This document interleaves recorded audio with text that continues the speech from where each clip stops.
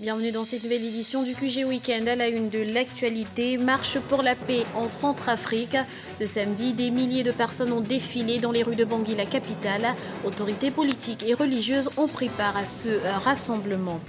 Focus sur Félix Sali, ce chef d'entreprise ivoirien récemment désigné meilleur manager ouest-africain, affiche de nouvelles ambitions pour son entreprise. Et puis, début des Play-offs 2014 de basketball au Rwanda, une deuxième chance pour les équipes n'ayant pas brillé lors de la saison régulière. La météo ne les aura pas découragés. Des milliers de Centrafricains ont pris d'assaut les rues de Bangui, la capitale, ce samedi pour une marche pacifique. Une manifestation organisée par les autorités et qui marque la fin des hostilités dans le pays. Erika Oraga. Des dizaines de milliers de personnes dans les rues de Bangui ce samedi. Ces manifestants sont venus marcher pour la paix en Centrafrique.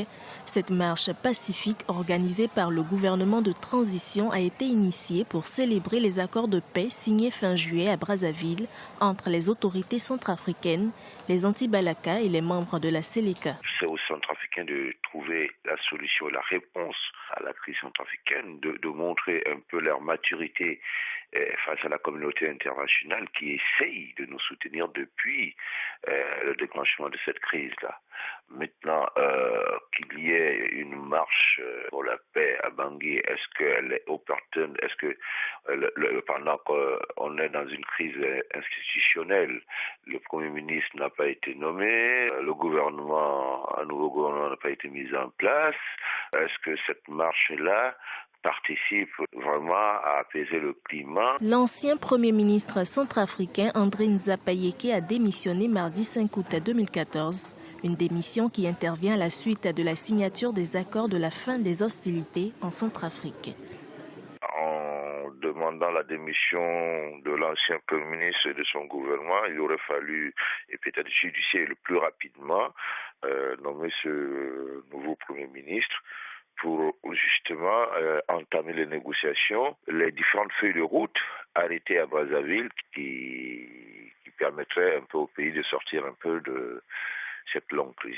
Selon la présidente de la transition de la Centrafrique, Catherine Samba-Panza, un nouveau gouvernement de transition devrait être connu dans les prochains jours.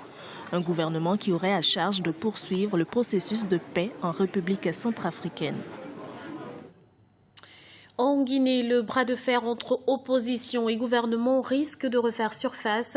Après l'accalmie due au drame de Rockbané, les membres de l'opposition ont annoncé la tenue d'un meeting géant ce lundi 11 août. Par ce rassemblement, l'opposition guinéenne entend dénoncer le manque de dialogue sur l'organisation des élections communales, communautaires et présidentielles de 2015. En Côte d'Ivoire, gouvernement et opposition ont réussi à mettre en place un bureau consensuel de la commission électorale. Sur les 17 membres que compte l'institution, 15 ont été nommés par le chef de l'État Alassane Ouattara. Les deux autres postes ont été pourvus par le Front populaire ivoirien et l'Alliance des forces démocratiques. Une décision qui reflète un contexte politique moins crispé. Diarandiaï. Climat politique apaisé en Côte d'Ivoire. Le président du FPI, Pascal Affi-N'Guessan, et ses alliés ont annoncé leur participation à une commission électorale indépendante consensuelle. Le représentant au sein de la nouvelle commission complète ainsi la liste à 17 membres. Sa composition, votée en mai 2014, était jusqu'alors contestée par plusieurs partis politiques, mais aussi par la société civile qui l'a jugée déséquilibrée en faveur du pouvoir. Le texte de loi ne nous satisfaisait pas. Il y avait une question d'équilibre. Il fallait qu'on s'accorde avec le gouvernement pour un bureau consensuel. Après les échanges, le principe d'un bureau consensuel a été acquis. Le bureau sera consensuel avec la participation de tous, le pouvoir et l'opposition. Ce consensus ira jusqu'à la présidence de la CEI. La Côte d'Ivoire se remet progressivement de plusieurs années de crise. Le renouement du dialogue politique national est donc salué par la classe politique. Le FPI est d'abord un parti politique qui n'a pas été dissous après la crise, donc qui est un parti qui fonctionne normalement.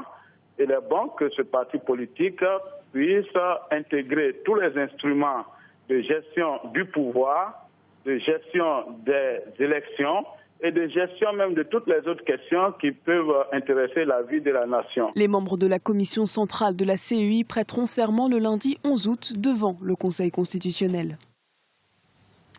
Focus à présent sur une entreprise ivoirienne florissante.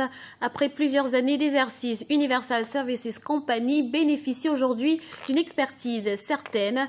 Son président-directeur général désigné meilleur manager ouest-africain 2014 affiche désormais de plus grandes ambitions. Diarandiaï, commentaire Guillaume Durand. Depuis 1997, Universal Services Company propose des services spécialisés aux commerciaux de Côte d'Ivoire et de la sous-région UEMOA dans le secteur du transport. Un secteur qui reste, cela dit, dominé par les entreprises étrangères, ce qui est un handicap pour le développement des entreprises locales. Félix Sali, président de cette entreprise, nous explique les raisons. Ça s'explique simplement par le fait qu'ils ont un pouvoir financier plus important que les structures ouest-africaines. Ce n'est pas un problème d'expertise. Il faut un financement important, un fonds de financement important, parce que pour faire de la logistique ou du transport, il faut du matériel.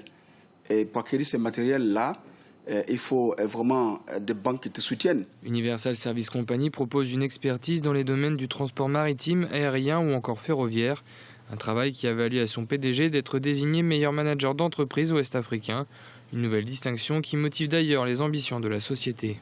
Nos projets à venir, c'est de consolider nos représentations au niveau africain, de mieux gérer le continent et chercher maintenant à s'implanter en dehors de l'Afrique. Avec cette troisième récompense, Universal Services Company démontre une nouvelle fois les qualités d'expertise dont regorge le continent. Seul ombre au tableau dénoncé par les professionnels du secteur, le manque d'appui en provenance des États. Du sport pour clôturer cette édition, Playoff 2014 de basketball au Rwanda. Les 4 meilleurs clubs de la saison s'affrontent dans un championnat et l'une des rencontres les plus attendues était le face-à-face Cercle Sportif de Kigali APR. Un derby qui a tourné à l'avantage du Cercle Sportif de Kigali. Voyez ce reportage notre correspondant Daniel Aboki. Cercle Sportif de Kigali a fait un pas considérable vers la finale des Playoffs 2014 du basketball masculin du Rwanda.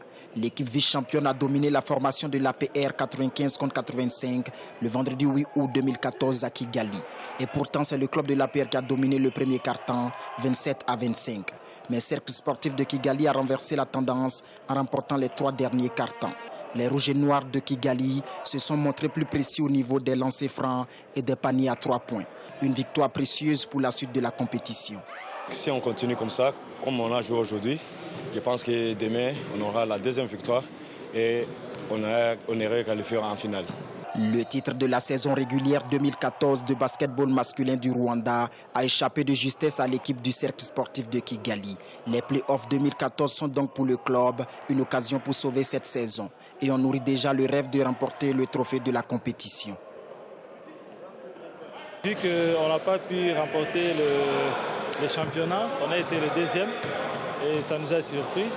Je crois qu'on est venu pour gagner.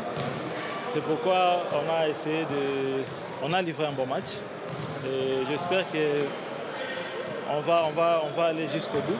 Espoir Basketball Club, championne de la saison 2014, part favorite dans la rencontre qui va l'opposer le dimanche 10 août 2014 à l'équipe de UGB, 4e du championnat. L'apothéose des Playoffs 2014 est prévue au cours de la semaine prochaine.